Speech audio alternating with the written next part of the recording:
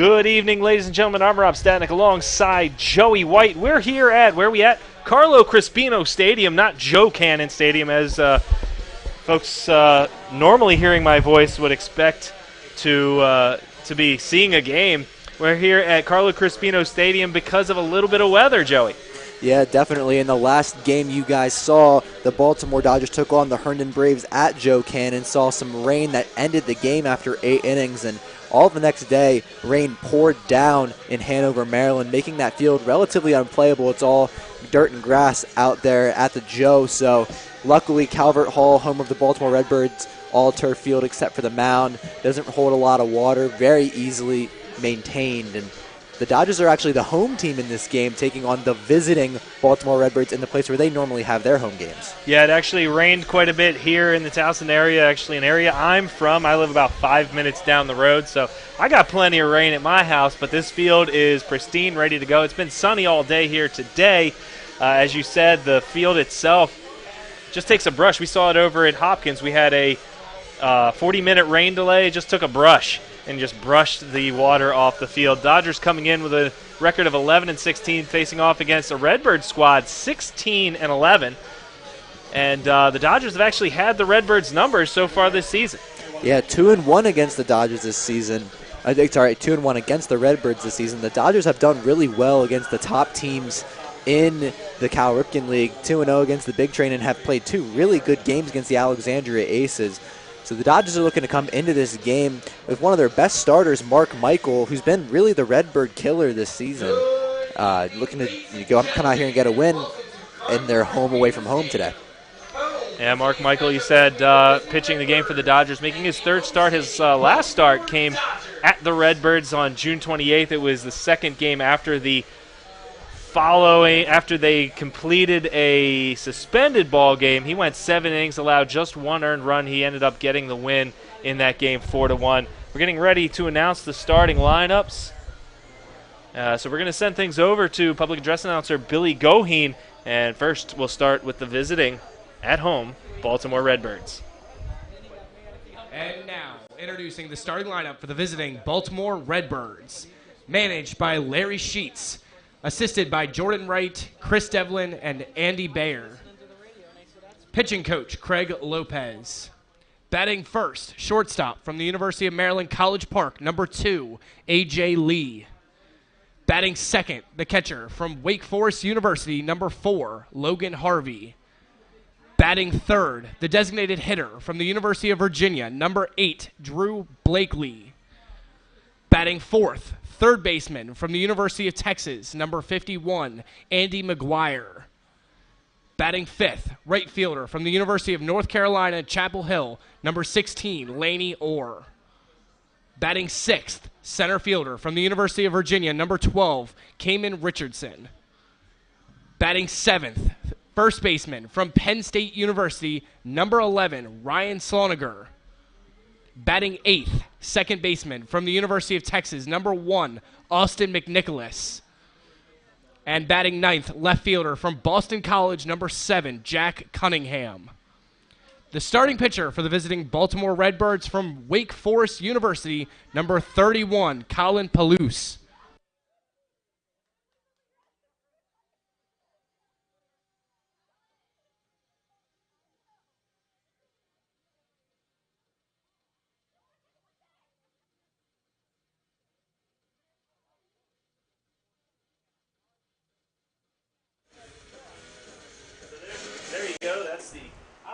I'm number 1. You're number 2.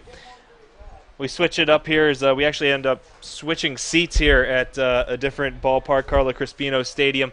There's the starting lineup for the Baltimore Redbirds. The conversations, the lineup exchanges at home plate currently taking place. So we'll get you back over to Billy Goheen in just a minute when we're ready for the Baltimore Dodgers lineup, which actually will be in just a second as both managers making their way to their respective dugouts. And we're ready to go with those starting lineups. And now the starting lineup for the homestanding Baltimore Dodgers. Managed by number 4, Derek Brown. Assisted by number 5, Juan Waters. Pitching coach number 52, Ed Chestnut. Batting first, second baseman from New Mexico State University, number 1, Joey Ortiz. Batting second, right fielder from New Mexico State University, number 13, David Bellamy. Batting third, the designated hitter from the University of California, Berkeley, number 2, Brandon McElwain. Batting fourth, first baseman from Creighton University, number 24, Shane Coker. Batting fifth, the shortstop from the State College of Florida, number 12, Austin James. Batting seventh, the catcher from Tennessee Wesleyan College, number 14, Shamoy Christopher. Batting eighth, third baseman from High Point University, number 10, Paul DePino. Batting ninth, left fielder from Creighton University, number 3, Nick Ortega. The starting pitcher for the home team, Baltimore Dodgers, from King University, number 35, Mark Michael.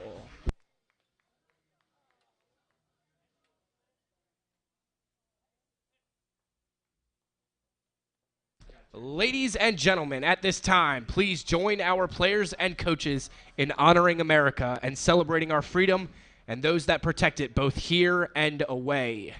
Please stand, remove your caps for the playing of our national anthem.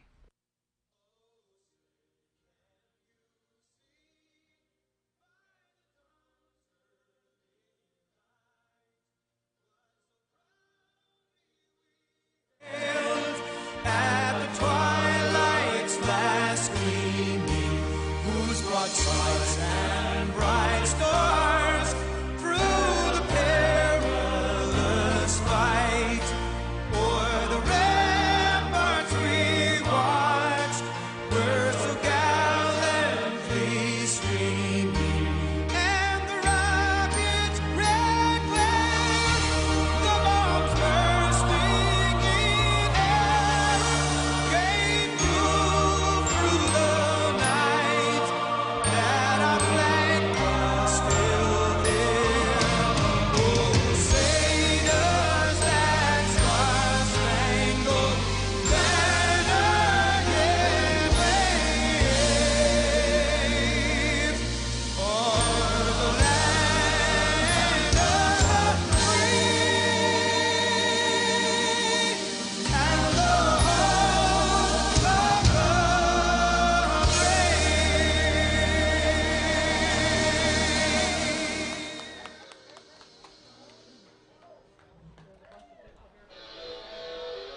All right, pregame festivities just about done with. All we've got left is, well, the pitcher to make his way in from the bullpen as he's still down the right field line. Dodgers in the visitors' dugout for this game. As we've said a couple times, they're not in their home stadium, so they're over on the first base side. And here comes starting pitcher Mark Michael to take the mound, and Shamoy Christopher emerging from that right field line bullpen.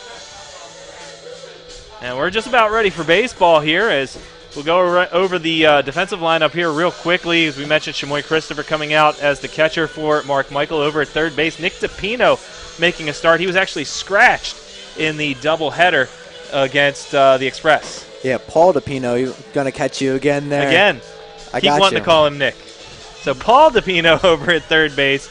Excuse me, my apologies to the DePino family. That is Paul DePino. At shortstop, Austin James.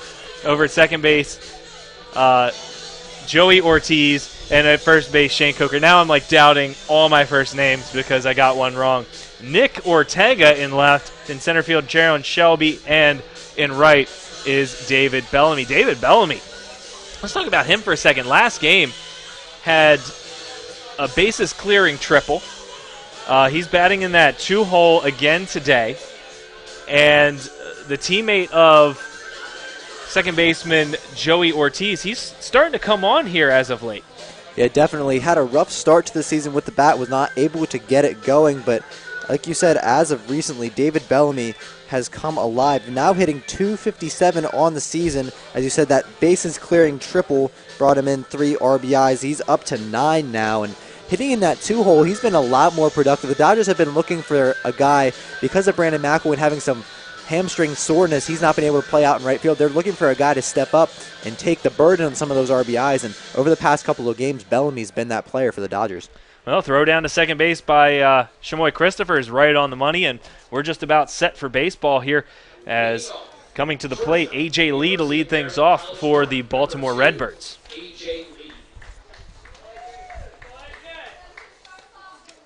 Now you'll hear some pro visitor cheering here, as obviously the home stadium of the Baltimore Redbirds playing an away game here. It's got to be a little unfamiliar for them as well. They don't get to hear their normal public address announcer. They don't get to bat second. The first delivery on the way to Lee is a fastball. It's going to miss outside. 1 ball and no strikes on the shortstop out of the University of Maryland. Mark Michael liking to work quickly, and he'll come home again. And that's a fastball that'll also miss the outside corner. 2 balls and no strikes. A.J. Lee, a 2-time Gatorade Player of the Year out of Washington, D.C., had a great season for the Maryland Terrapins this season. The wind and the 2-0 delivery is going to miss outside quickly. 3 balls and no strikes to A.J. Lee, and Michael in trouble. Or I shouldn't say necessarily in trouble, but in danger of walking the leadoff hitter on 4 pitches. But he's not going to, as he pours a fastball right down the middle. A.J. Lee taking all the way. And back in the count is Michael, 2 balls and a strike. Lee, a native of Millersville, Maryland, swings and misses at a breaking ball. And the count will run full. We saw that from starting pitcher Connor Grove in the Dodgers' last game. Started the first batter 3-0, came back full. He walked him. Let's see what Michael does. He walks him as well, as the fastball is going to miss the inside corner, and the leadoff runner on for the Redbirds, and Michael already is going to have to be pitching out of the stretch. And not the ideal start. Dodgers, not necessarily with the comfortability of playing at home. Michael, though, very familiar with playing well and pitching great games, and that's not how you want to start one off. Now Logan Harvey will come to the plate, and he'll take one that'll miss the outside corner as well. And 5 of his first 7 have been wide of the strike zone. So Michael's going to have to start finding the box, the imaginary box there over home plate. He's going to take a second here and try and get his footing right, as maybe not feeling as comfortable on the mound as he once was. The 1-0. That's in the inside corner for a strike. That'll even the count at a ball and a strike. Another thing for the Dodgers to worry about is the base running abilities of the Redbirds, especially A.J. Lee. 9 stolen bases so far this season, a guy with a lot of speed out there on the base paths. But he's also been caught 5 times, and the Dodgers, obviously a team that can throw runners out. And here's the throw down to second as the runner goes, and he's out by a long shot. And Shamoy Christopher threw that from his knees. That play was not even close at second base. Team's got to learn to stop running on these Dodger catchers. Yeah, didn't get necessarily a great jump, and Lee does have a lot of speed, but all of the catchers for this team. Berg had a game with 3 putouts in one affair. Alex Wolansky had 4, including one that ended a game, and Christopher not much different back there at the backstop. On the delivery on that steal, by the way, was a swing and a miss and a foul ball here, and the count will be 1-2 on Logan Harvey, the catcher for the Redbirds. So that's a good way to get out of trouble.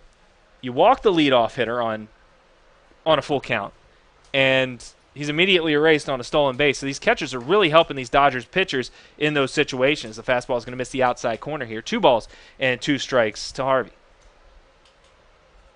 Harvey coming in, just playing his 3rd game with the Redbirds. He's 2 for 8 on the season. Waits the 2-2. And he'll foul this one off here over by the batter's box on the left side. Picked up by the on-deck hitter Drew Blakely. Wow, my words. Find words. Mouth words. I didn't do my tongue twisters before today, apparently. 2-2 pitch again on the way, and that's right in there for strike 3. Down looking goes Harvey, and now 2 away in the Redbirds' half of the first. Yeah, got some confidence back from his catcher throwing out the lead runner, A.J. Lee, allowed Michael to get settled in. Had Harvey guessing, threw a breaking ball right down the heart of the plate, and he goes down looking. Now Virginia sophomore Drew Blakely coming in. And a slider's going to miss down and away. Good job there by Blakely to hold off. Blakely, the DH in today's game. He went 2 for 5 back on Wednesday before the last rainout. Game against the Big Train that the Redbirds won as he takes a fastball down low. 2 balls and no strikes to Blakely. Redbirds winning that one in 10 innings. He went 2 for 5 in RBI, and he was also hit by a pitch. 2 for 7 against the Dodgers this year. And a breaking ball, that's in there for a strike, and I don't think Blakely liked it as he turns his back on home plate and takes a few steps toward the Redbird dugout. Maybe he was upset that he didn't jump all over that pitch. It looked like a pretty good pitch to me. Maybe thought it was a little bit high.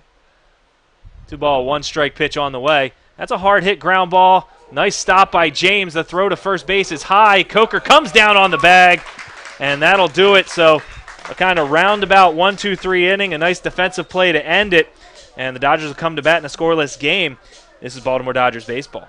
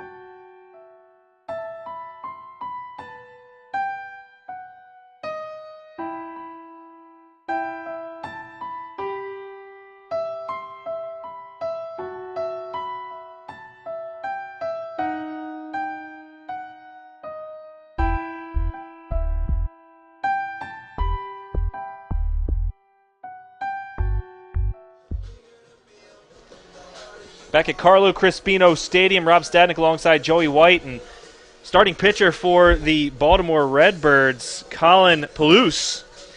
Yep, a rising sophomore out of Wake Forest. Played a lot of games, though, for the Demon Deacons as a true freshman. Was a midweek starter, went 5-1 with a 3.54 ERA, so he's got the stuff. Was selected as one of the 10 Baltimore Redbirds to the Cal Ripken All-Star team representing the North Division so far this year. He's got 2 starts, 1-0 with a 0.65 ERA.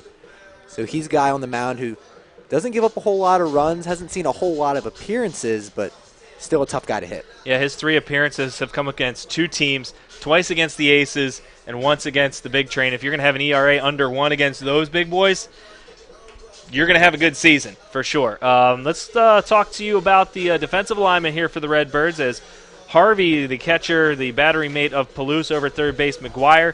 At shortstop is A.J. Lee. Over at second base, McNicholas. Sloniger at first, Cunningham in left, Richardson in center, and Laney Orr out in right. And that'll bring up the Dodgers' first selection for the All-Star team. Well, we don't know who's the first selection, but just because he's coming to bat first, we'll call him the first selection, as Joey Ortiz will stand in, the second baseman for every single game for the Baltimore Dodgers.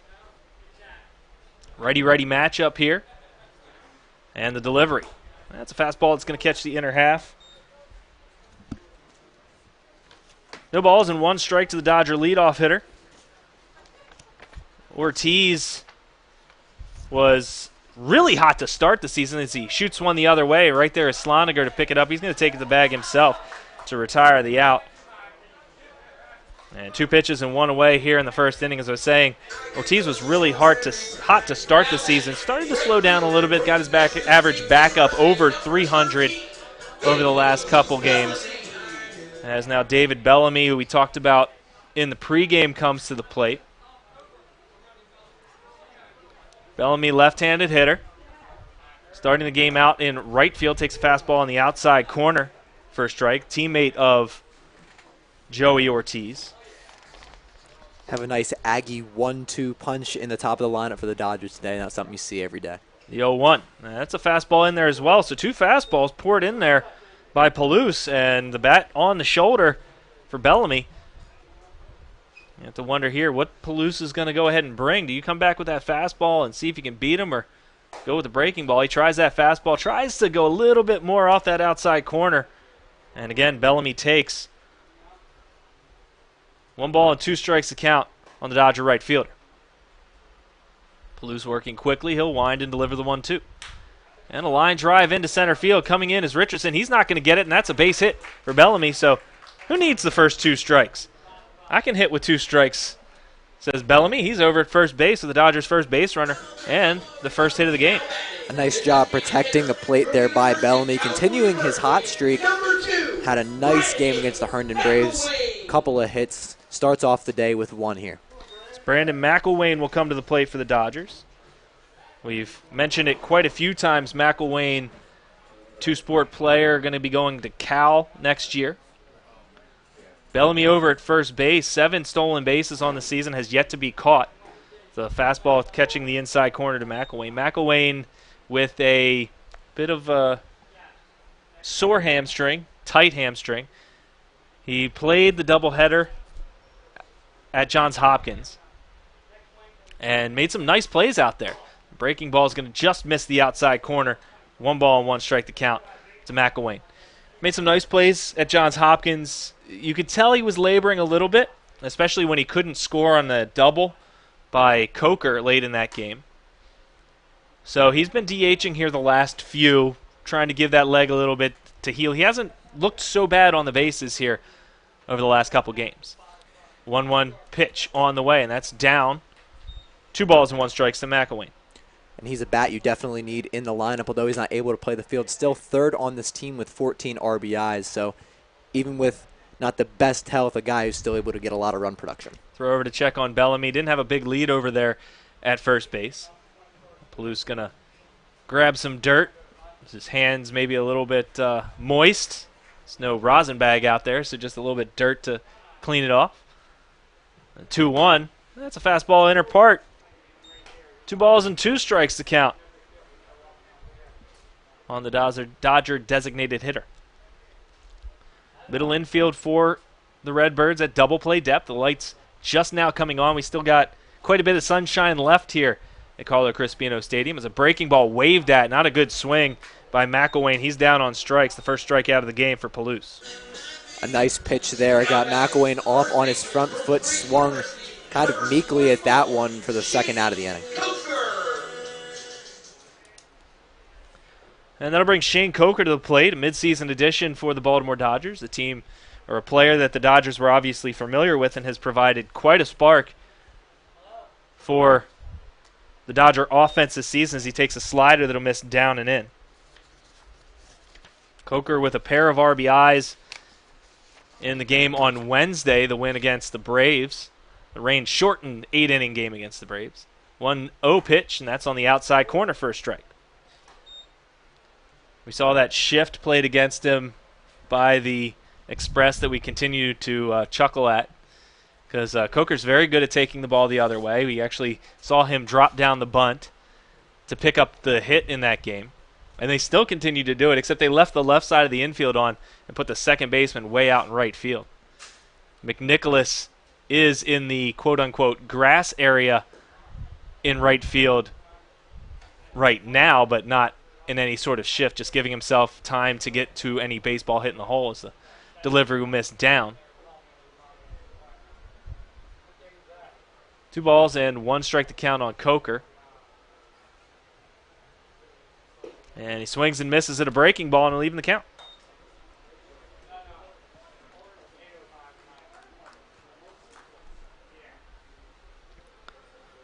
The Dodgers get a hit from Bellamy. He's over at first base. Shane Coker looking to drive him in. Not as big of gaps here as at Joe Cannon Stadium, but good speed as the runner goes. Going the other way and hitting it in the air is Coker, and Cunningham right there to make the catch for out number 3. The Dodgers get a hit, but they leave him on first base. We're still scoreless as we head to the second. This is Baltimore Dodgers baseball.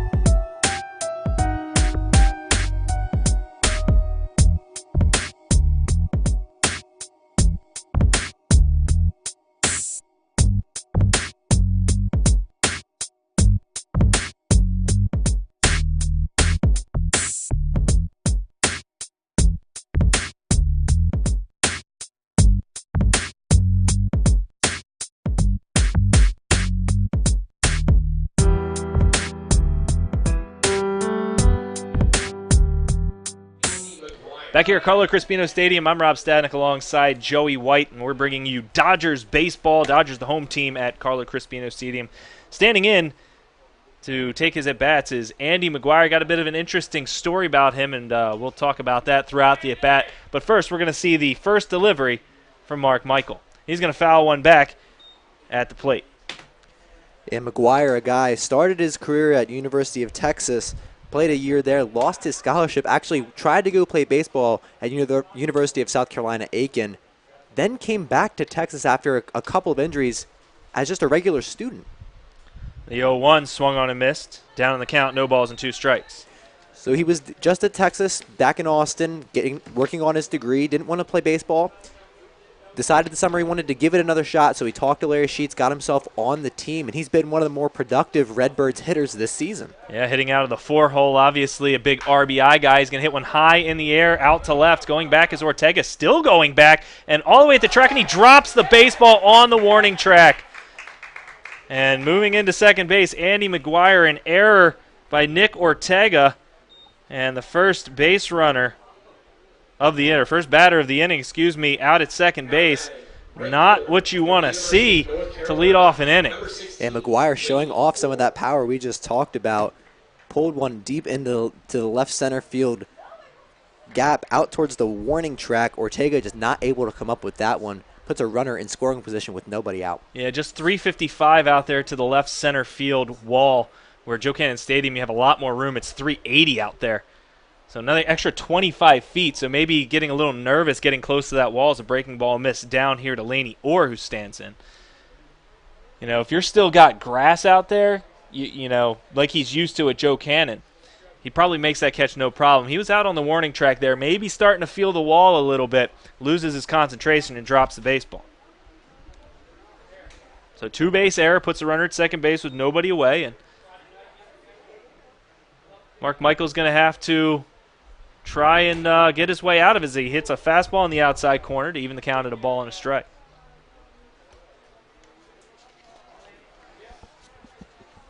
McGuire, another one of the guys on this team, very capable of stealing bases, has 14 on the summer. 1-1 pitch on the way, squaring the bunt, and bunting it foul is Orr. I guess trying to catch the Dodgers off guard there to get himself on base. I doubt they're trying to just sacrifice here in the early going. This team is a very good offensive baseball team, a team that can put up a lot of runs. Orr's going to be a sophomore at UNC coming up in the fall. Just a couple months as we're into July. Just have August and then September he's going to be back to school. The 1-2 pitch is going to get past Shamoy Christopher, and over to third base goes McGuire.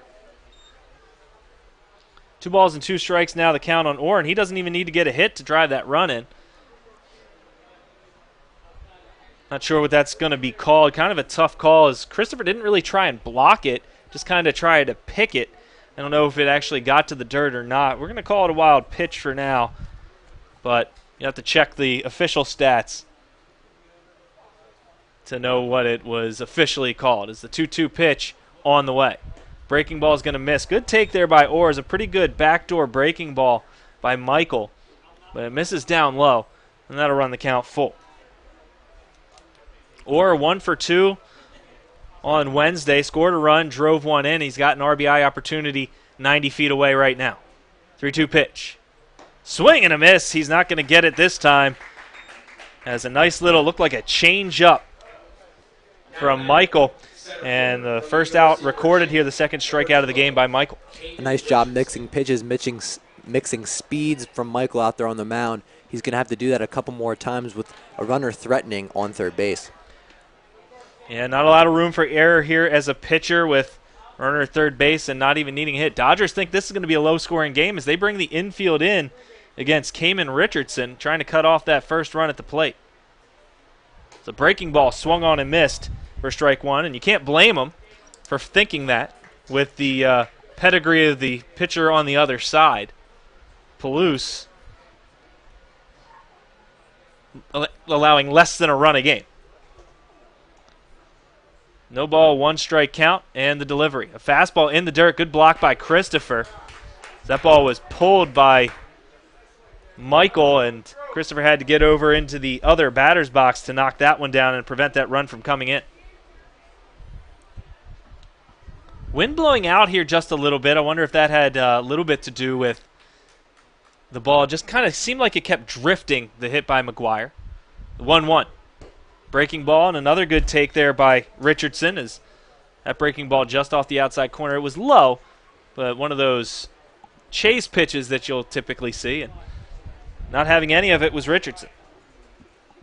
Richardson, a sophomore at Virginia, awaits a 2-1. Here it comes. There's another breaking ball and another block by Christopher, and a 3-ball, 1-strike count to Richardson.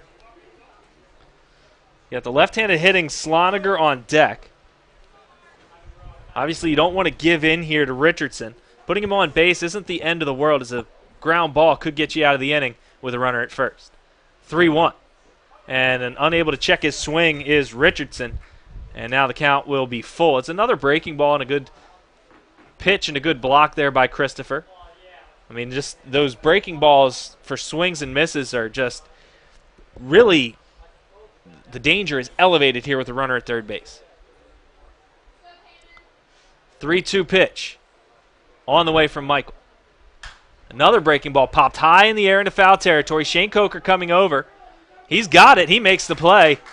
And now just one out away from wiggling out and helping out his left fielder. A nice job there from Michael to battle back into the count, using that breaking ball, getting some swings and misses. And then the fastball comes through, and that one's just popped high, right where Shane Coker's right to be able to get underneath it and get that second out. And that'll bring Penn State catcher Ryan Sloniger to the plate. He's playing first base for the Redbirds today. First delivery to him is in the dirt. It's a fastball that misses down and low, kind of spiked there by Michael. Sloniger is 0 for 2 in his last 2 appearances.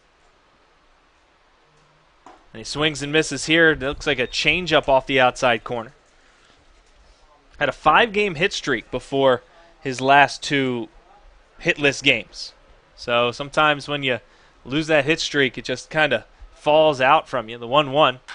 Chops it towards first. Tough hop here by Coker. Coker's going to race to the bag, and he's going to get there in time. So the Dodgers wiggle out of a tough situation. The leadoff error, 2-base error by Ortega, does not hurt the Dodgers, as Michael's able to get the strikeout, the pop-up to first, and the ground out to first to end the inning. We're going to head to the bottom half of the second. We're scoreless. This is Baltimore Dodgers baseball.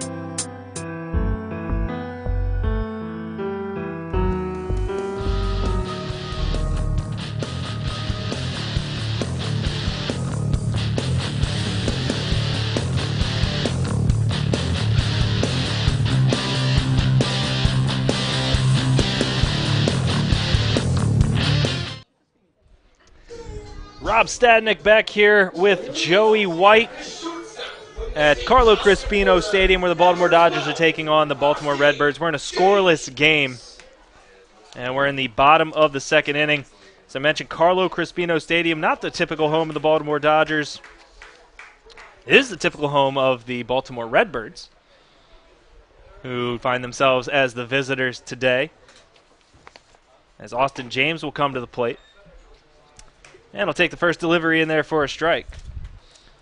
Carlo Crispino Stadium has been nationally recognized to this point. It's a fairly young stadium, less than 10 years old. It's a foul ball back to the screen. No balls and 2 strikes to Dodger All-Star Austin James. There's the second All-Star.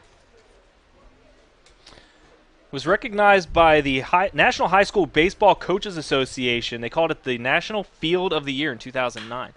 Line drive out in the left center. Richardson is there to make the catch. Hard hit ball by James, but he's retired and one away.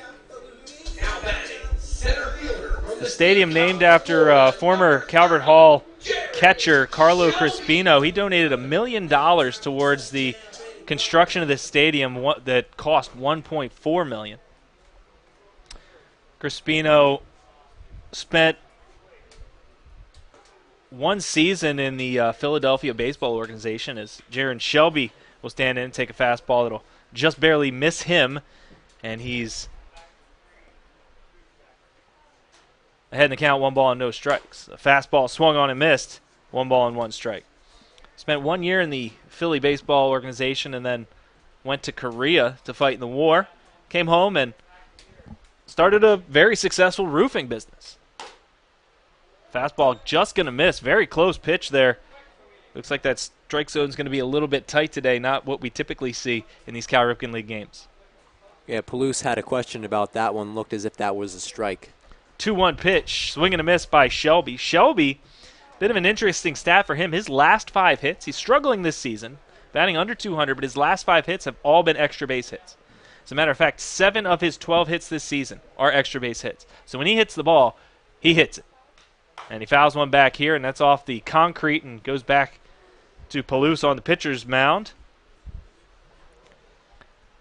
One of the more memorable hits this season was in that homecoming day doubleheader. Dodgers were down 1 run. First pitch he saw in the bottom half of the 7th inning, he hit deep out to right center field for a solo shot that tied the game. Yeah, big hit by Shelby, and we could use a big one here. It's a 2-2 pitch. Swung on and missed, and Shelby down on strikes. That's the second strikeout of the game for Palouse. Palouse climbing the ladder there on Shelby. And another Dodger All-Star coming to the plate as Shamoy Christopher standing in.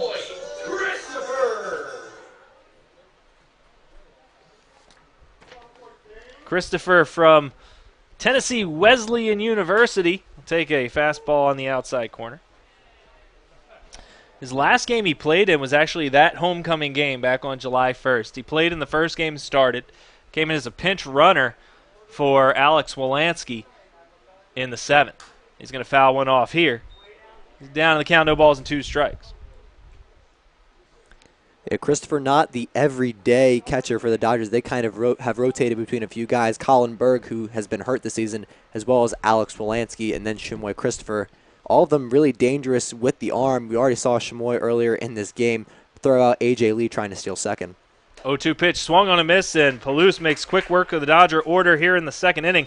We're going to head to the 3rd. We're still scoreless, and this is still Dodgers baseball.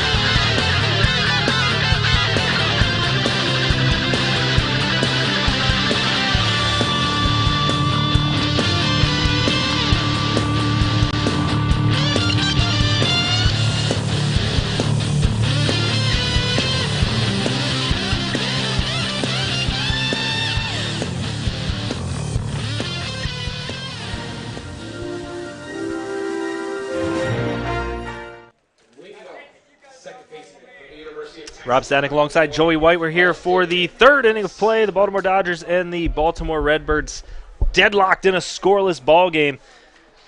8-9-1 for the Redbirds to start this third inning as Austin McNicholas will come to the plate. The second baseman today for the Redbirds.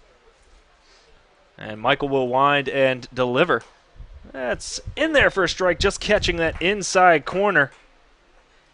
Michael getting ahead of a hitter here, something he's had problems with in the early going.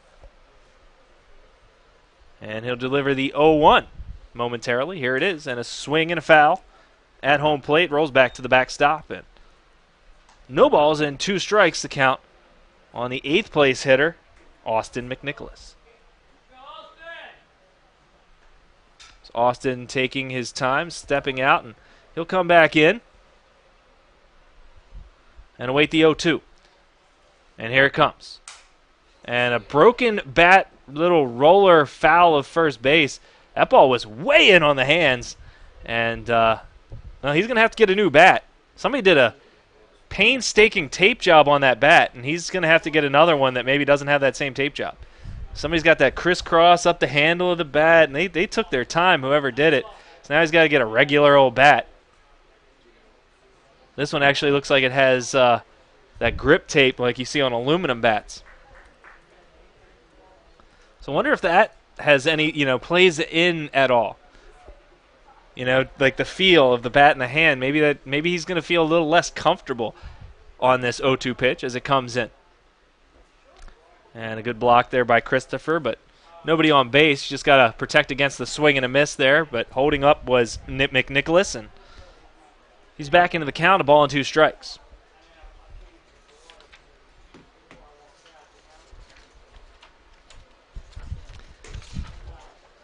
And the 1-2 is going to miss well outside and down low. And even a count of 2 balls and 2 strikes to the Longhorn, the sophomore from the University of Texas, hometown of Austin, Texas, and a changeup again. Great pitch there. And caught looking as McNicholas, the 3rd strikeout of the game for Michael. Yeah, great pitch there from Michael. Got ahead in that count early. 0-2, had to fend off a few outside fastballs that weren't able to cross over the heart of the plate, and on that one, just got McNicholas looking, not sure what to expect there. And that'll bring Jack Cunningham to the plate, and the first delivery to him is going to miss down and get all the way back to the screen. Cunningham starting in left field for the Redbirds here today.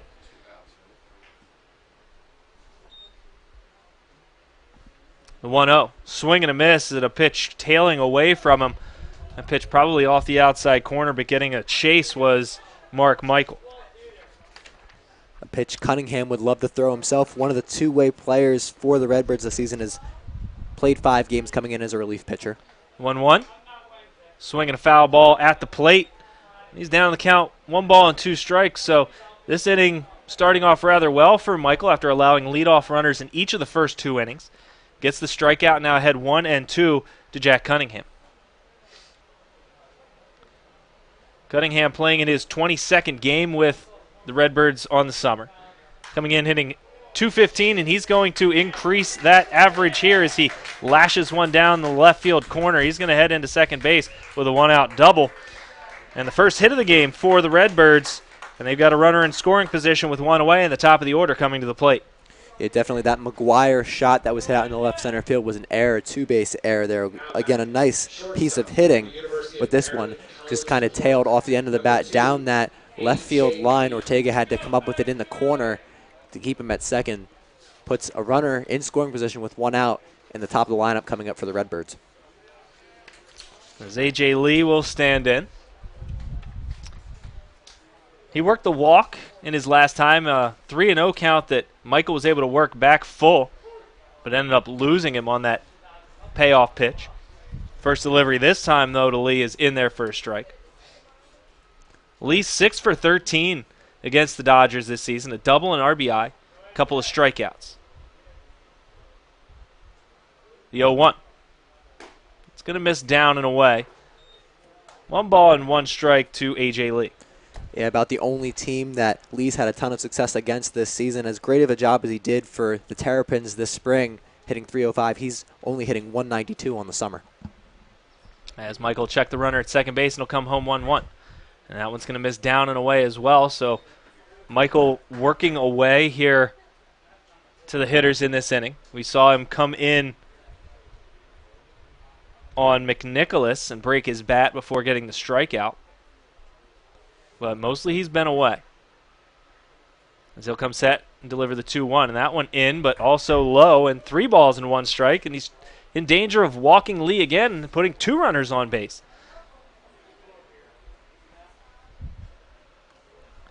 Lee, as you said, struggling on the summer in his 22 games, coming in 192 batting average. 3-1. It's hit on the ground towards the hole at third base, or on the left side, I should say. It's knocked down by Austin James, and Lee's going to reach back-to-back hits for the Redbirds, and they've got runners at first and second. Doesn't matter if James makes that play anyway. He's not getting A.J. Lee over at first base. The only chance they had there was if DePino would have been able to come in and make that play, or cut across and make that play. Thing at second base was Jack Cunningham on the play, by the way. Yeah, not the end of the world for the Dodgers here. Puts the force back on a double play, can get them out of the inning. And Logan Harvey will come to the plate. He struck out looking his first time and takes one that'll miss down. 1 ball and no strikes.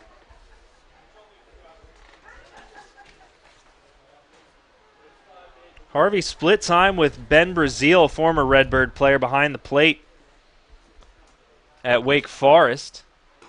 He takes a fastball in there for a strike. Brazil having a pretty good campaign down in A-ball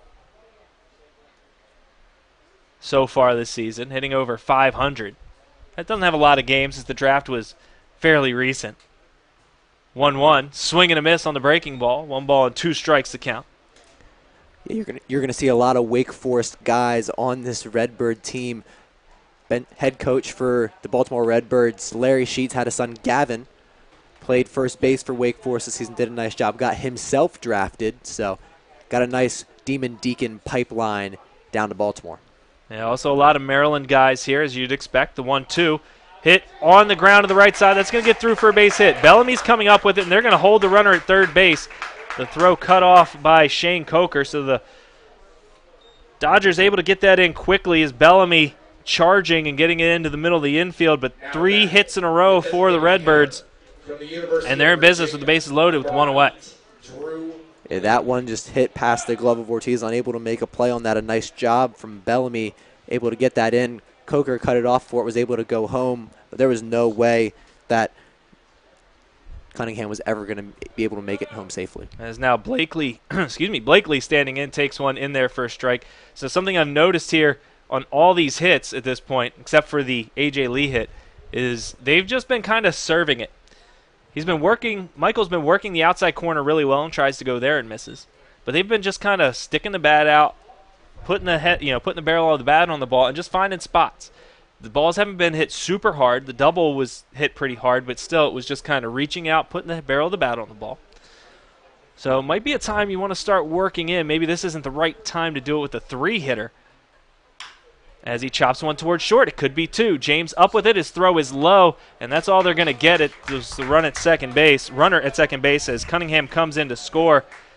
Actually thought Ortiz could have made that turn there. As I looked over to first base, Blakely was still 4 or 5 steps from the bag. He reaches on the fielder's choice, but records the RBI. And runners at the corners with 2 away now as Andy McGuire will stand in. He hit that deep fly ball out in the left that gave Ortega trouble back in the second inning, lead off the second. Yeah, you never know what could have happened over there on second with Ortiz. Might not have gotten a great grip on that as he was trying to turn 2, decided to eat it and keep runners on the corners with 2 out. First delivery on the way. It's in there for a strike to McGuire. Now something that I noticed on that particular play that makes it difficult. Obviously the players like the turf because it gives nice true hops, but the problem here is that ball was hit high, kind of a high chop. On grass, that probably gets to Austin James. Maybe doesn't get to him quicker, but he doesn't have to back up. The 0-1 hit on the ground to third. Nice pick by DePino, the throw across the diamond, and he'll record the out. And that'll do it for the Redbirds here in the third. They score a run real quick. Just on that thought, that high chopper took a couple high hops that Austin James had to back up for to make the play, versus on grass, he's probably able to charge and get to that ball quicker and maybe make a more natural throw and a more natural turn.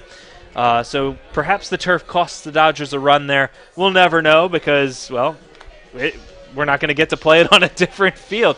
So we're going to head to the bottom of the third inning. The Dodgers trailing 1-0. They're going to try and tie it up. This is Baltimore Dodgers baseball.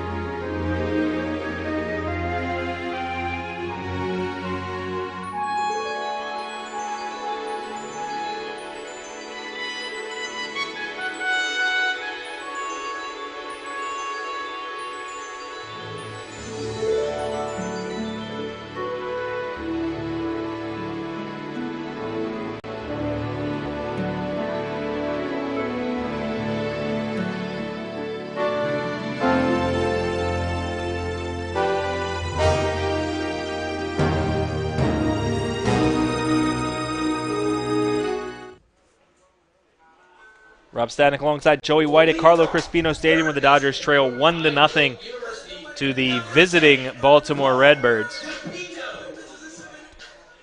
As Paul DePino will stand in to take his first plate appearance, made a pretty nice play to end the third inning, or top half of the third inning.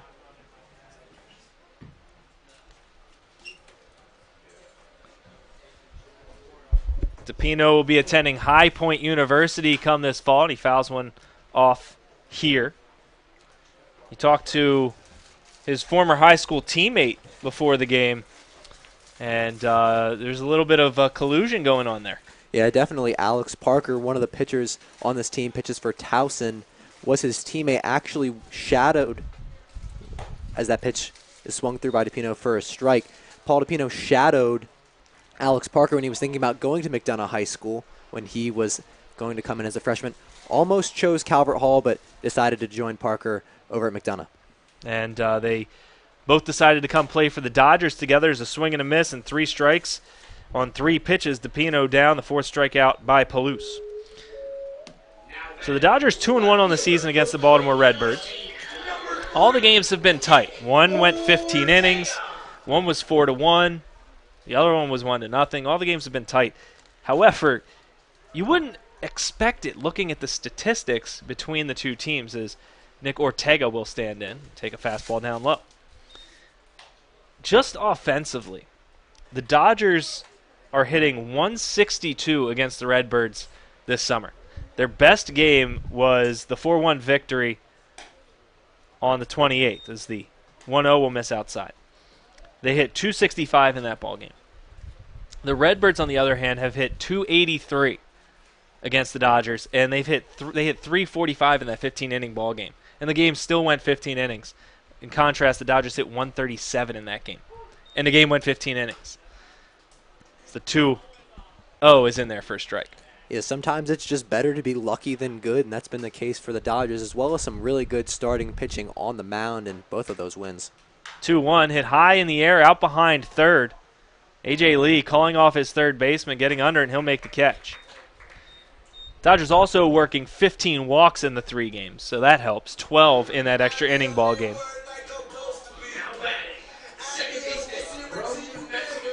And that'll bring Joey Ortiz in the top of the order back to the plate for the Dodgers.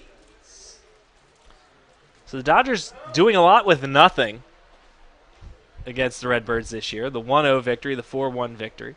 So Ortiz hits a hard ground ball, not fielded cleanly by McNicholas, and he can't even pick it up cleanly. And Ortiz will reach first base.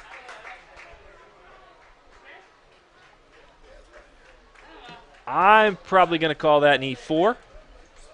So that play's got to be made by McNicholas.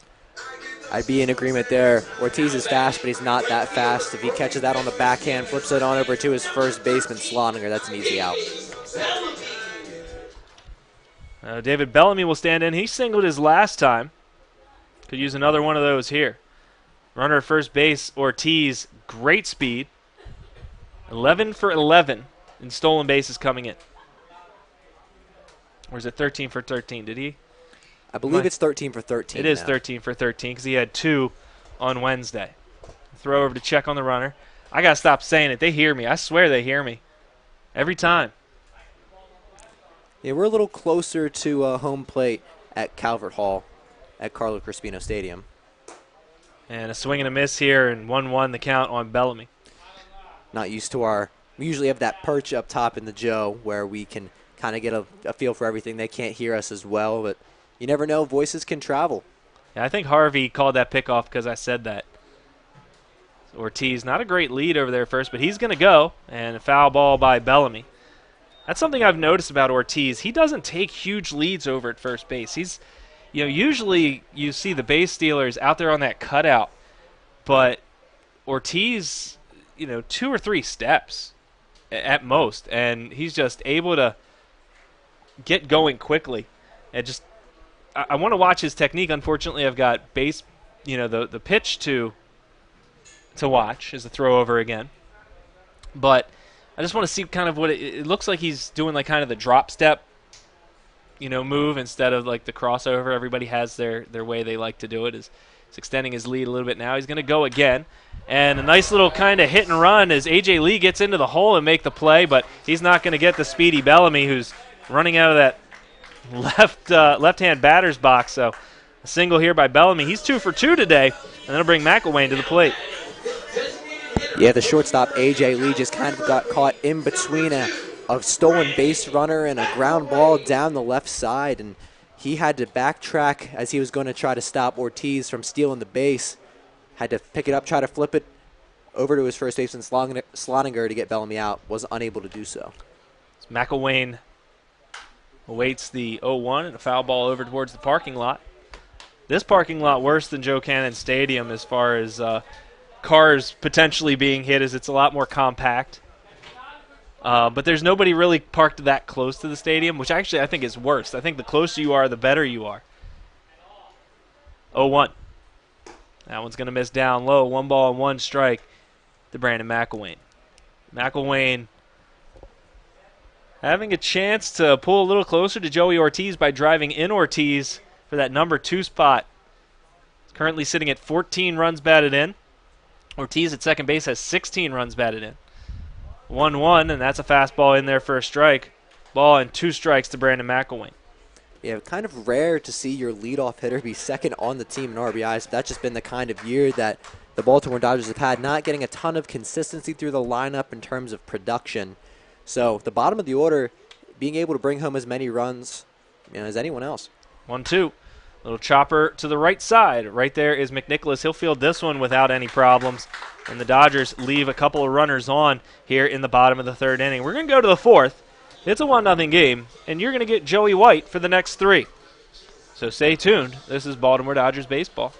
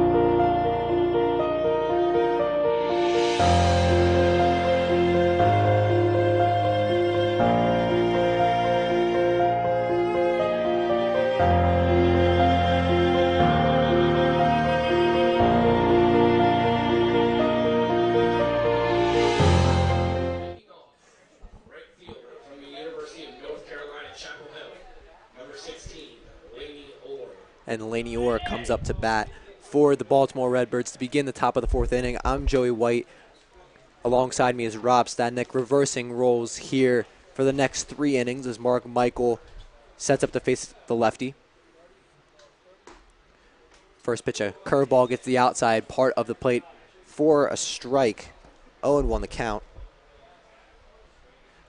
Laney, one of the 10 guys for these Redbirds selected to the Cal Ripken All-Star game representing the North. And he swings through that one for a second strike, 0-2. Played in 21 games. This is his 22nd. You're going to see that a lot from the Redbirds as through about the first week, 2 weeks of the year, most of these Baltimore Redbirds were playing regional baseball in some sort of postseason. As Laney Orr swings through that one, goes out of the glove of Christopher, who tags Orr to complete the strikeout. One down here in the top of the 5th. Yeah, not a great at bat there by Orr. Is just kind of looked, I don't want to say overmatched, but he didn't put very good swings on the baseball there. Is just maybe a little bit out of sorts. That's the second strikeout for him today. And that's going to bring up Kamen Richardson, the center fielder for the Redbirds today. First pitch outside for a ball. Michael gave up 1 run last inning. A fielder's choice from Drew Blakely brought Jack Cunningham all the way around to score. Puts the game at 1-0 as the next pitch again out of the strike zone for a ball. 2-0 the count. Richardson in his last time up flew out to the first baseman Shane Coker. Another pitch out of the strike zone, 3-0 now, in threat of walking yet another batter. But that fastball goes right down the heart of the plate into the glove of Shamoy Christopher, the catcher, for a strike. 3-1. Michael again working quickly. And that one is grounded hard to Paul DePino, who is up with it quickly, throws it over on the hop. Shane Coker unable to make the play on the tough bounce. That's going to put Richardson safe at first. Kind of an in-betweener. Coker tried to extend, pick it up with his glove, but drops out with a runner on and 1 out. Yeah, the ball was in the glove of Coker, it looked like, for a second, but it ends up slipping out, as you mentioned, in between hop, a throw that's plenty of time. You got to be able to get that throw across the diamond. So unfortunately, the Dodgers having a runner on base here, or the Redbirds having a runner on base against the Dodgers. And that's going to bring up the first baseman, Ryan Sloninger, normally a catcher. One of the guys who, in the home opener this season, the Dodgers did see. He's been with the team all summer. Last time up, Sloninger grounded over to the third baseman, Shane Coker, which ended the second inning. Batting out of the left side. Richardson taking a big lead off first. Runner goes, and Sloninger swings through that one. Christopher unable to make a throw. Umpire comes out as Larry Sheets comes out to talk to the home plate umpire. That's going to bring the umpires in and have a discussion about, I believe, whether Christopher was even able to get a throw off. It seemed like Sloninger was in the way in the left-handed batter's box. I think what the call is a foul tip at the plate, and I think Larry Sheets is contesting that Shamoy Christopher caught it cleanly. So any swing through a foul tip that's caught cleanly just counts as a swing and a miss. So they get to continue the play. They're going to call a foul ball, and they're going to send the runner back to first base. So the stolen base attempt by Richardson is brought back to first. Puts the count at 1-1 with 1 out here in the top of the 4th. Dodgers down a run.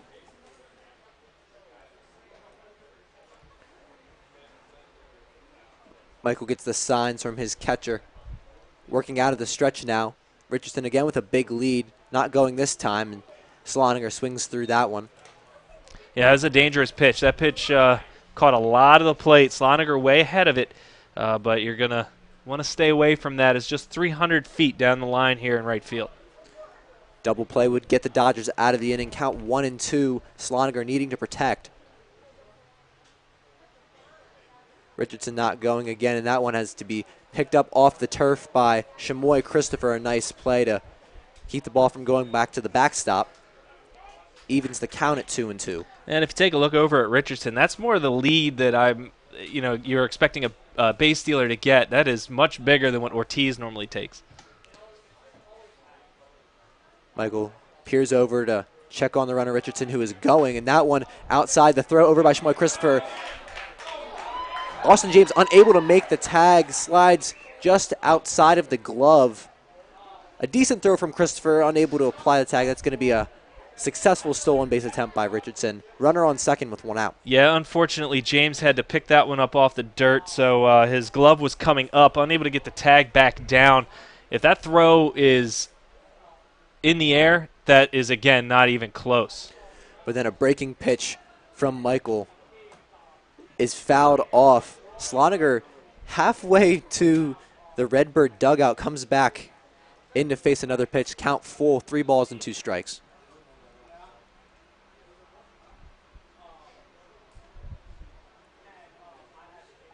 Michael peers back towards second, checks on Richardson. And that pitch is going to be outside, does not get enough of the plate. Sloniger heads over to first, puts runners on first and second with 1 out. Yeah, that pitch, a really close pitch on the outside corner. Definitely want that call as a pitcher, but we've seen it. This strike zone is going to be tight today. It's not the typical wide strike zone we see from these umpires in the Cal Ripken League. Now the second baseman, Austin McNicholas, hitting in the 8-hole, comes up once again to face Michael. He hits that one hard, pulls it down the third base line for a foul ball. Yeah, he was sitting on the backdoor breaking ball there, so I think Mark Michael's going to have to come up with a different strategy here to go with its 8th-place hitter, as he just missed that and pulled it foul. McNicholas looking to be more aggressive than he was in his first at-bat. Struck out looking to begin the 3rd inning. Runners on first and second. Michael throws out of the stretch, and another breaking pitch pulled actually out of play back behind the Redbird dugout on the grounder. Yeah, somehow that didn't even get to the dugout. That was directly behind the batter. It's really hard to get it into the dugout from that side, a right-handed hitter, but to hit it where it doesn't even get that far up the field. Down in the count 0-2, Michael throws a fastball outside, doesn't catch the plate, puts the count at 1-2. I'm about to say the word Austin a decent amount of times here in the next couple of seconds, so bear with me. Austin McNicholas, the sophomore from Austin, Texas, went to Atkins High School, and then decided to go to University of Texas at Austin. Well, I mean, clearly a hometown kid, and parents like the town that they live in, and, or maybe just the name, which is probably more likely. Could very well be the case. Either way, Austin McNicholas ends up in Austin playing for Texas. A lot of great talent down there in that area, so nice job by the Longhorns, able to keep him close by. Count now 1-2 against him. Takes a long look back at second. High leg kick and fires, and that one goes right back into the netting. A nice job from McNicholas, able to protect. So on the name game, just trivia, if I were named for the place I was born, do you know what my name would be? Rob Stadnick. Is there a Stadnick? No. That's the last name. They can't change my last name. It would be fair. my given name, my first name. So Rob. Well, the pitcher McNicholas thrown over to Pino, who able to tag the base, throw it over to Shane Coker to complete the double play. We're going to call that a 5-3 double plays. The tag and the throw and the inning. So we'll maybe figure out where Rob would be living if his namesake applied. When we go down to the bottom of the 4th, the Dodgers are going to try to get 1 run back, so stay tuned. You're listening to Baltimore Dodgers Baseball.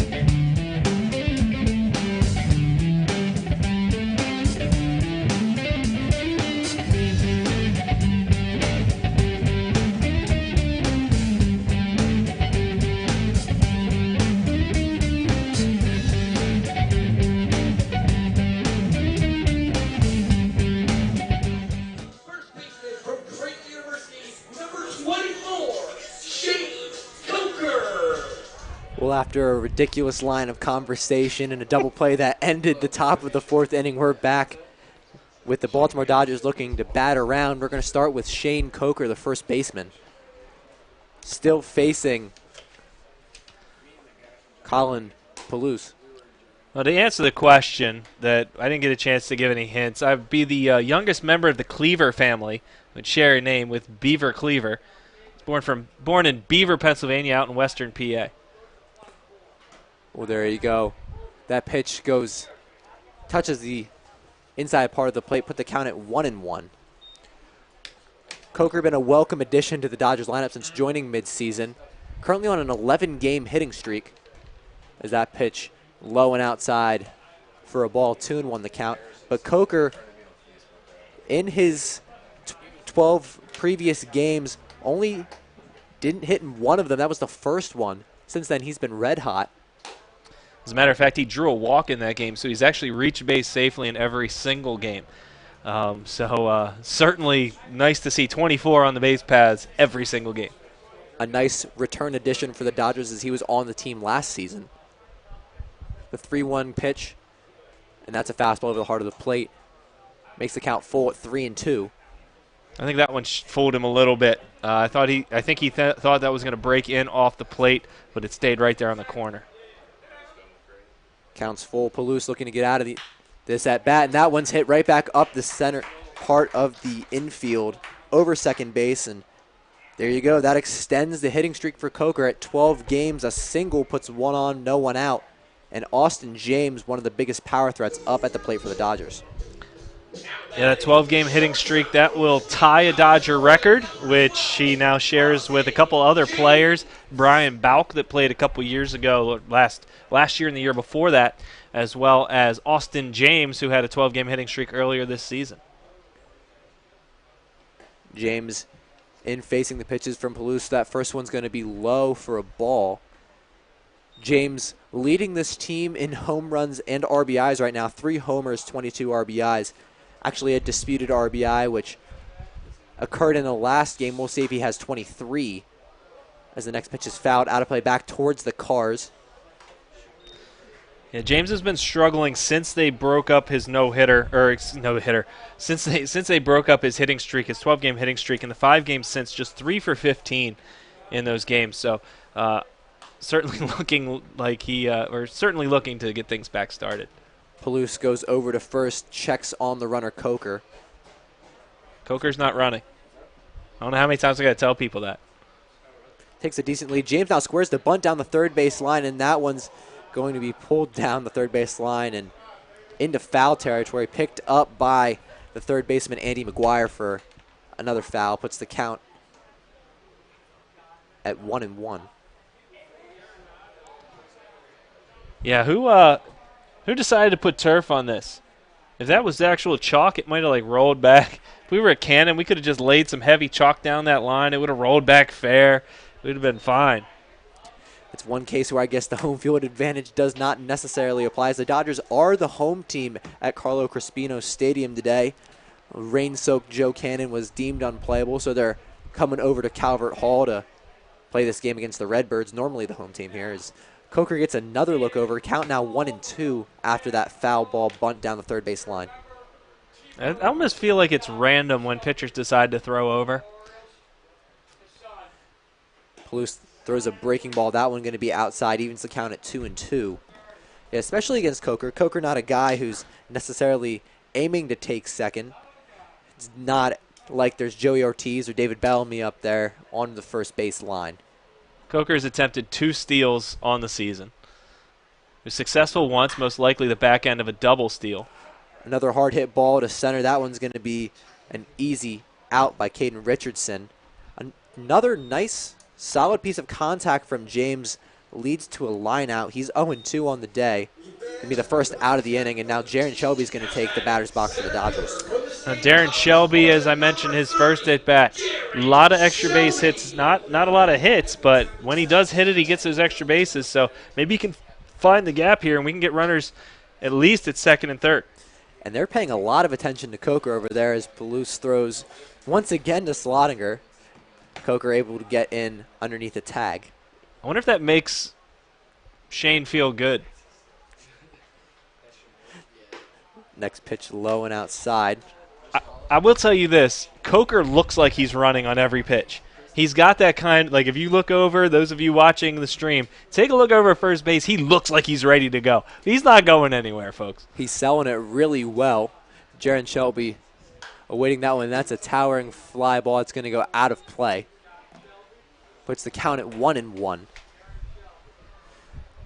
Shelby been a good center fielder for this team this year. Great defensive center fielder. He came over from the State College of Florida, has a great bat, not been able to show it as much this season. His teammate Austin James been a little bit better with that. And Shane Coker, that would make me feel good. He gets checked on again. They're concerned about his speed over there. I know we're playing it off a little bit, but you never know. He could take off. Yeah, his 1 for 2 of steals on the season. That's dangerous right now. Coker Can't fall asleep on a guy, but he's the only guy they're checking on. The only one, like we've seen them throw over 4 times. They didn't even throw that many over to check on Ortiz, who's 13 for 13. That next pitch from Palouse pulled down and chopped down the third base line. Puts the count at 1-2. And it's not even just the Redbirds. Every team does it. Every team. Coker again feigning a steal. And that pitch is going to be outside. Puts the count at 2-2. As the star of this at bat has not been the guy in the batter's box. It's definitely been Shane Coker over there. If I were him, I'd just start screwing with the pitcher and start taking jab steps. There we go again. And they're going to throw one away. And that pitch was hopped down into the dirt. Slonnegaard to pick that up off the turf as Coker slides in again. Literal turf here at Carlo Crispino Stadium. 2-2 the count against Jaron Shelby. And that breaking ball gets the outside corner, and Jaron Shelby strikes out looking, his second strikeout of the day. Yeah, that was a good pitch. Just locked Shelby up on that. The breaking ball kind of buckled him a little bit, and it just kind of hung in there. He read the pitch, but the pitch it stayed on the plate. It didn't break away. It was a really good pitch there by Palouse. The 6th strikeout of the game so far for Palouse. 2 out, 1 on, and Shamoy Christopher, the switch hitting catcher, is going to hit out of the left side as he has a fastball thrown by him as he swings through it. Count 0-1. Christopher in the second inning struck out as well as Coker gets another look. That's the 6th time they've thrown over at Shane Coker, who probably isn't looking to steal here with 2 out, and Christopher at the bat. And that one hit hard down the third base line, kind of a looping liner that goes out of play, out towards the batting cages in left field. I guess they want to tire Coker out is my guess with all these throwovers. Make sure he can't get a hit his next time up or something. But it's just it's weird just of all people to be throwing over so many times against. Might want to give the Dodgers first baseman a turf burn. They go over again. That one a little bit closer, but still safe, as my partner Rob Stadnick seems to be catching the giggles here, seeing how many times they comically have thrown over Coker's way. Count 0-2 against Christopher. And Christopher hits that one out into the hole by second base, and Austin McNicholas has that one hit off the glove. That's the second time that's happened to him in this game, and Christopher reaches on what I would call another error. I think he would be able to get over and get the tie. That's tough. That's a tough one just because he had to range deep behind the bag there. Can you assume he's going to throw the runner coming out of the first base side box out there? Christopher, for a catcher, runs fairly well. We'll say tie goes to the runner on that one. Well, it's officially going down as an error, so reaching first base via the error. And that's going to bring up the 8-hole hitter, Paul DePino, the third baseman, as he pulls that one hard. That was a shot. Look out on Taylor Avenue. Down the left field line, out of play. If that one were to be fair, it would be a mile away from Carlo Crispino Stadium. Yeah, that ball might have been in the Babies R Us parking lot if it were fair. DePino, a rising freshman, going to go to High Point this season. Doesn't quite look like a freshman. Doesn't have necessarily the power that a freshman would normally have. The 0-1 pitch, and that one's going to be a fastball down the heart of the plate puts the count at 0-2. Runners on first and second for the third baseman, DePino. I want to see if they try the inside move to get Coker at second. Now that would be a sight to see. Coker probably not getting this much attention on the base paths in his life. As time is called, DePino gets a little something in his eye, readjusts his batting gloves. Struck out the last time he was up. Trying to not be a repeat offender. Play resumes here on the diamond as Colin Palouse is set to deliver the 0-2 pitch. Checking back on Coker. He fires, and that one, another high fly ball in the infield. First baseman Sloniger coming out, and he's got to go onto the mound to make the catch. Might have lost that in the sun. Either way, that is still an out. 3 down in the inning. That's going to do it from the bottom of the fourth. When we come back, the Baltimore Redbirds are going to try to build their lead at their away/home ballpark. So stay tuned. You're listening to Baltimore Dodgers baseball.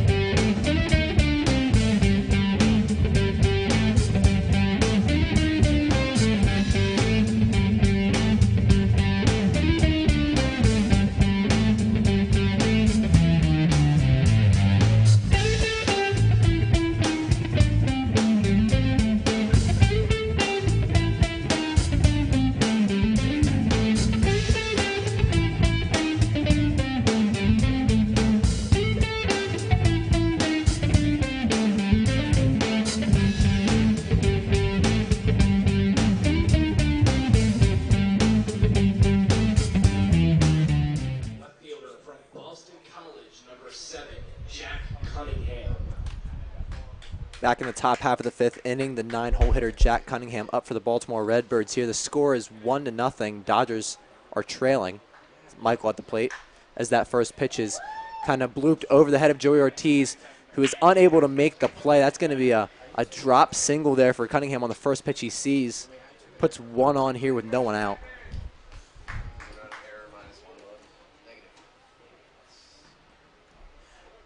So Cunningham makes quick work of Michael on that one. He's on first base, and we're going to turn back over to the top of the lineup with the shortstop, A.J. Lee, up to bat, who in this game has a single and a walk. Going to try to continue the success he's had against Michael. And on the first one, he squares around the bump, pulls it back as Christopher threatens to throw over to first.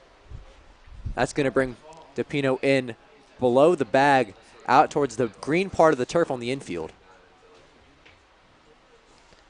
Yeah, quick scoring change. That ball hit by Christopher is going to go from an error to a single. The Dodgers with a pair of hits in the last inning. Next pitch fouled off on that, puts the count at 1-1. Another bunt attempt by A.J. Lee, fouling that one away.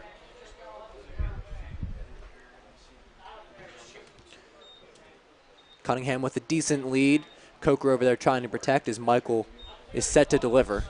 Runner not going, and that one a fly ball just into the outfield. Joey Ortiz out to make the play, and he does. The sure-gloved or sure-handed second baseman gets the fly ball out to put one down, and going to bring up Logan Harvey, the Redbirds catcher, to the plate. Don't forget to add the hit.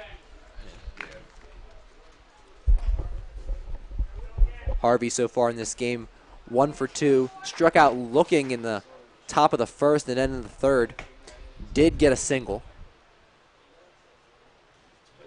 Cunningham not going again, and that breaking pitch on the inside corner. First strike, 0-1.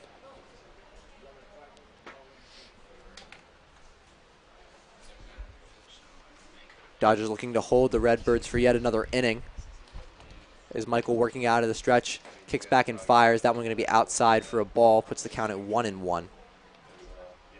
Harvey, a bit of an aspiring journalist. Joey, you can kind of relate to that. He was the editor of school paper. Yeah, a couple guys on this team actually working towards a journalism or broadcast journalism degree. We might get to another guy later as that pitch bounced in the dirt, count 2-1. Harvey also from a family of baseball players. His father, Ken, played at Richmond and was in the Dodgers organization. His uncle, Kevin, at Richmond and in the Royals organization. Then his great uncle, Jimmy Boeing, played for the Washington Senators. Runner going in that one, and that is a high fly ball out in foul territory. Somebody cover third. Austin James able to come out and make the catch. Doesn't matter. Runners got to go back to first. Paul DePino looking for that ball in the air. It's going to be a fly ball, 6 out for the second out in a more exciting way than it possibly should have been. Yeah, that's 3 high pop-ups by the Redbirds. One fell in for a hit, and the other 2 had to be caught by infielders going out. Not the best contact here as Michael now faces the designated hitter, Drew Blakely. And that first pitch comes in for a strike. Blakely on the day, grounded into a 6-3 out, and then a fielder's choice brought home the only run of the game. The next pitch fouled out towards the parking lot down the right field line. Down in the count 0-2 is Blakely. Oh, it stopped in an interesting place. It's right on the edge of that parking spot down there, the last parking spot. Kind of defying gravity. Must have found a nice little hole in the pavement. 0-2 the count now. Cunningham taking a decent lead. Runner going. And that one's going to be some high cheese out towards Blakely, who gets hit in the head. I think it hit his arm. The pitch was in on the hands. I think it got off his forearm. And just kind of barely. And now we're going to have a conversation. I don't know what this conversation is about. You know, I don't see how you're going to be able to. To be honest, I think what maybe happened is the home plate umpire didn't make the call. And Blakely took off to first base on his own without the umpire making the call. So now the umpire wants to say, hey, wait a second. Did it hit you? But then if they decide that it didn't, then what do you do? But the problem is because the runner took off, and now with the base runner going to first base, Chamoy Christopher doesn't even try to make the throw to second base. So do you put him back at first base because now the batter doing that, you know, what are you going to do here? I think obviously you probably got to keep him at second base and give him the steal, but that certainly prevented Christopher from making the throw with the batter dropping the bat and running down to first base. Yeah, Christopher now talking to who would be next up, Andy McGuire, possibly having a little conversation about whether he thought that hit him or not, whether he thought that hit Blakely. As the umpires are still conversing, unable to generate a decision. As Rob said, a lot of moving parts at play. No takebacks, no redos here in the Cal Ripken League. You can't just replay that pitch. And if he were to reach base, that would put a runner in scoring position and a runner on first for Andy McGuire, who's had a big day, hit a towering shot to left field that ended up being a 2-base error. So it looks like they will be calling it a hit by pitch. So here's my speculation on the whole thing, and that's all we can really do because we don't get to talk to the umpires and they're not mic'd up or anything like that. The ball came in tight to Blakely. He thought it hit him. He took off to first base. The umpire didn't make a call. So when the umpire didn't make a call and the runner took off to first base, he wanted to ask for help from his fellow umpires. I don't think anybody saw anything, to be honest. I think a lot of it was, well, I don't know. I mean, he seemed pretty sure that it hit him. So we're going to call it a hit by pitch. So, I mean, we've seen this kind of stuff in this league a few times. Derek Brown obviously not happy with it because now a couple runners on. And the number 4 hitter coming to the plate for the Redbirds. Yep, the cleanup hitter, Andy McGuire, who we already mentioned, his story has been in and out of the baseball world. Giving it another go this summer, although he's not quite sure if and when he's going to be playing in the spring. He might try to walk on again at Texas. But as of right now, he's just a full-time student. Yeah, originally he had thought he was done. He wasn't going to play anymore, and he was just going to concentrate on his studies, like you said. And just, you get that itch, man. You get that Brett Favre going, and I'm going to stop. No, I'm not. I'm going to stop. But, in his case, injuries and surgeries that left, different issues going, maybe some residual pain or things like that, makes it difficult for you. And it's tough as a young kid to try to get yourself to stop playing as he hits that one hard to DePino, who tags the bag over a third to end the inning. A nice stop from DePino ends the Baltimore Redbirds' threat. Mark Michael still only giving up 1 through 4 innings. That's going to do it here. Sorry, through 5 innings. That's going to do it here from the top of the 5th. When we come back, the Dodgers are going to try to get 1 run back. So stay tuned. You're listening to Baltimore Dodgers Baseball.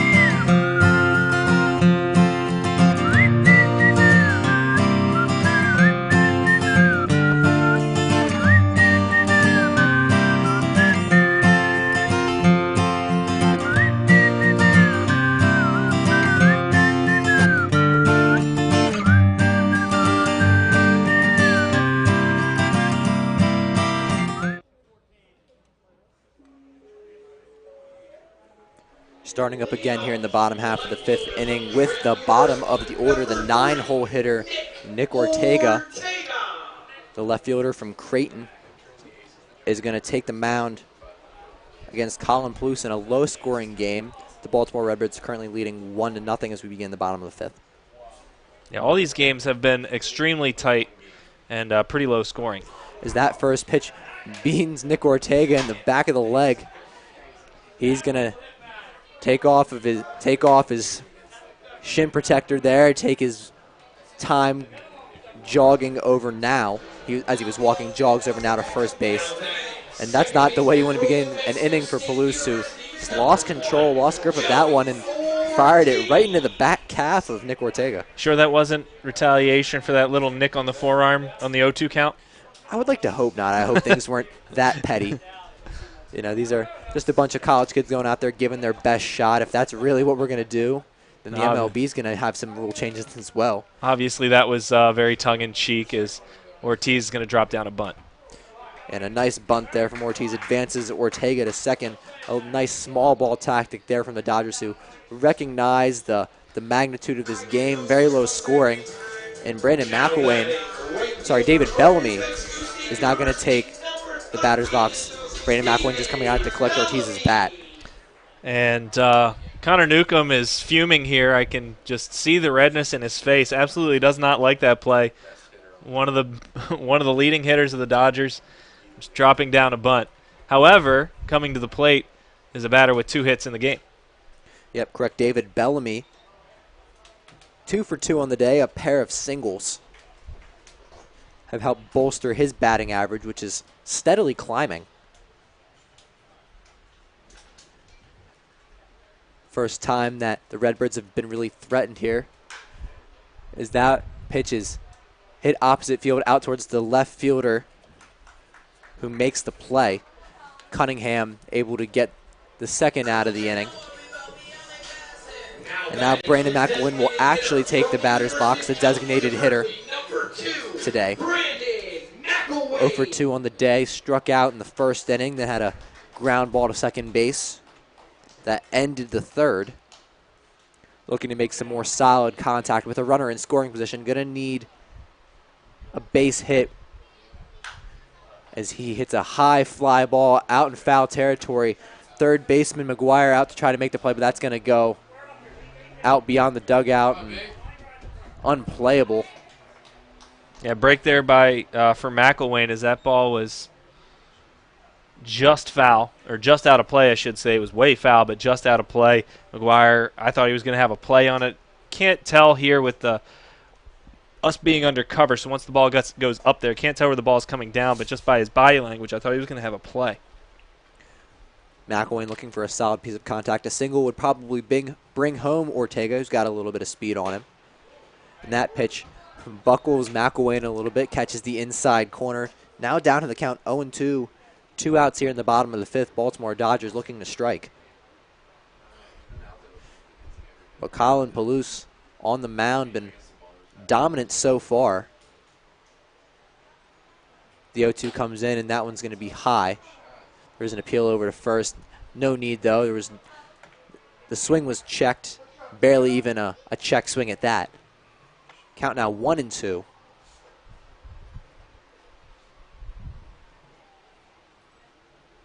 McElwain, third on this team in RBIs, looking to inch closer to Joey Ortiz. He has 14. Ortiz has 16. And that one just on the inside part of the bat goes through the legs of Andy McGuire. And Nick Ortega is going to be stopped at third as the shortstop A.J. Lee able to back up his third baseman, McGuire, who has a bit of a Bill Buckner moment there. Goes right between the legs. Of course, Buckner was over at first, McGuire at third. And that's going to put runners on the corners on the E5. And Shane Coker, who's coasting and boasting that 12-game hitting streak, going to try to bring home a run. Yeah, not a good play there by McGuire as he just lets it get through the wickets as it was a slowly hit ball. I actually thought they probably should have sent Ortega. I think he had a good chance to score as that ball was kind of out there in no man's land. First pitch to Coker, high and outside. If you just take your eye off the ball here on a turf field where the hops are true, it's just going to dribble right between your legs.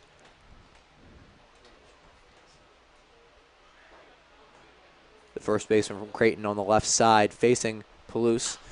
And that one fouled back behind the Redbird dugout, evens the count at 1-1. Still in a situation with 2 outs where the Dodgers are going to need a hit or another error to bring home a run, even this game at 1 apiece. 1-1 pitch in from Palouse, and that one fouled back into the netting. Coker now down in the count 1-2. Coker already extended his hitting streak in the 4th inning with a single. Now at 12, and tied with a pair of Dodgers for the longest hit streak in their club's history. 2 outs now, runners on the corners. The pitch is again fouled back behind the Redbird dugout. Nice job for Coker there to protect. Keeps the count at 1-2. As we mentioned earlier, the dimensions of this ballpark a little different than those at Joe Cannon. 300 to each foul pole, 380 to dead center, so not as big of an outfield as you would see for a normal Dodger home game. Any piece of contact into the gap would bring home 1. That pitch from Palouse low and in the dirt puts the count at 2-2 with 2 out. Here in the bottom of the 5th, Deuce is wild. Good hold by Coker as that pitch was designed to get a swing and a miss. But Coker able to hold up, even the count at 2-2. Looking to come through for the Dodgers halfway into the game. Palouse delivers another pitch off the inside part of the bat that's looped opposite field for a foul ball. Keeps the count at 2-2 once again. If Coker were to get up, get a single, bring home a run, you're going to have Austin James up to bat. He's on deck, another guy with a lot of power. And last time we were here, James hit one off the scoreboard out in left center. That pitch low and inside. Coker has worked himself into a full count here. 3-2 with 2 out. Brandon McElwain at first going to give himself a bit of a head start. Palouse looking to work his way out of the first jam he's experienced in this game. And here's the pitch. And that one hit right back up the middle towards Palouse. That's going to bring Ortega home easily. Brandon McElwain takes second. And an RBI single for Coker. His second hit of the day evens the game at 1-1. Yeah, Shane Coker just staying on that one and hitting it hard right back where it came from. His second single back up the middle. And that's his 7th run batted in on the season in just his 13th game. So the Andy McGuire error ends up paying for the Dodgers, costing the Redbirds as the game is now knotted up at 1 apiece in the bottom of the 5th. And Austin James at the plate, the guy who, as we mentioned earlier, hit one off the scoreboard here at Carlo Crispino Stadium. That one blooped down into right field. That's going to drop, and Brandon McElwain's going to try to come home from third. There's going to be a play at the plate, and McElwain slides in safe underneath the tag. That's going to put the Baltimore Dodgers ahead 2-1. Aggressive base running by Brandon McElwain, who's been hampered with a sore left hamstring. Not a factor there as he's able to come in underneath the tag of Harvey and put the Dodgers ahead in the bottom of the 5th. Yeah, 24th RBI knocked in by Austin James. A little looper out in the right field, not hit very hard, giving McElwain time to round third and come home and give the Dodgers the 2-1 lead. Shane Coker going first to third. Runners again on the corners with 2 out, and Jaron Shelby at the plate. Tried to get James off first there. Sloniger, the first baseman, unable to hold on to the ball. And if you're Austin James over at first base, you want to be conservative here. Let your hitter try and get this runner in from third base. You got a runner just 90 feet away. Make them make the pitches. So be careful. First pitch into Shelby, a strike 0-1 the count. Last 2 times Shelby's been up. Struck out, 1 time looking, 1 time swinging. Trying to put the ball in play here. A guy with a lot of power, just not the average right now. That one's going to be low now, count 1-1.